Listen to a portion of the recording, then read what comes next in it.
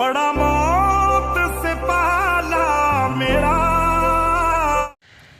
Hello मेरे प्यारे दोस्तों, मैं आपका भाई दोस्त सलीम अहमद आपके सामने हाजिर हूँ इतनी प्यारी लोकेशन के साथ। आपने जैसा कि मेरे वीडियो का शीर्षक देखा कि मैंने उसके अंदर लिखा हुआ है एनिमल फिल्म और रफ़ी साहब के बीच में क्या ताल्लुक है।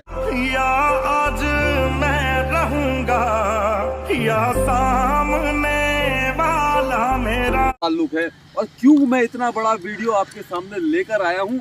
आखिर रफ़ी साहब जो कि दुनिया से बहुत पहले चले गए, उनका इस फिल्म से क्या ताल्लुक है ये मैं साबित करूँगा। तो मेरे प्यारे दोस्तों, आप भी सोच में पड़ गए होंगे कि रफ़ी साहब और बॉबी देओल और रणवीर कपूर और उनकी फिल्म एनिमल, आखिर रफ़ी साहब से इन सब का क्या ताल्लुक है। बहुत गहरा ताल्लुक है। आप यकीन मानिए, अगर आप सुनेंगे तो आप शॉक्ड हो जाएंगे, क्योंकि आज भी रफ़ी साहब को उसी शिद्दत के साथ याद किया जाता है जिस शिद्दत से उन्हें आज से 100 साल पहले जब उनका जन्म हुआ था उनके घर वाले पुकारा करते थे। उसके बाद रफ़ी साहब ने अपनी वो शख्सियत बनाई कि आज भी रफ़ी साहब को लोग बहुत प्यार के साथ याद करते हैं, क्योंकि रफ़ी साहब के फैंस पूरी दुनिया में मौजूद हैं।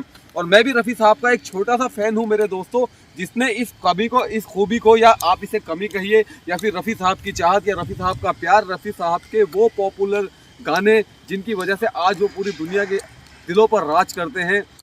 तो मेरे प्यारे दोस्तों, मैं बिल्कुल भी देर नहीं कर रहा हूँ और आपको ले चल रहा हूँ उस वजह की तरफ जिसकी वजह से मुझे इतना बड़ा वीडियो बनाना पड़ा।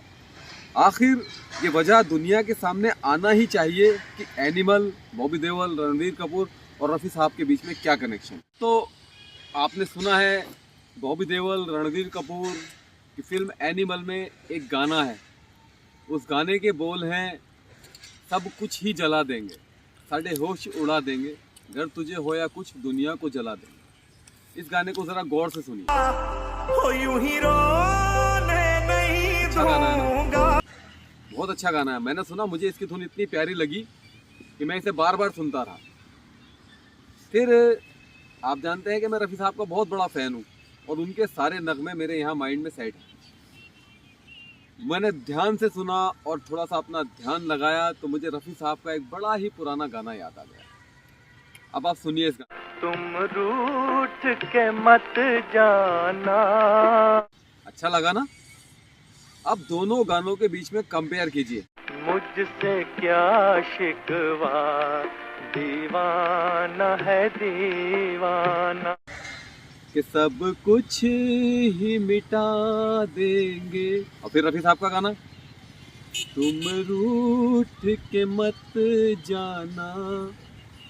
मेरे दोस्तों, ये है एक बड़ी वजह कि आज भी रफ़ी साहब के गानों को हिंदी फिल्मों में रिलॉन्च किया जाता है। ये पूरा का पूरा गाना रफ़ी साहब के इस गाने की नकल पर बनाया गया है। तुम रूठ के मत जाना।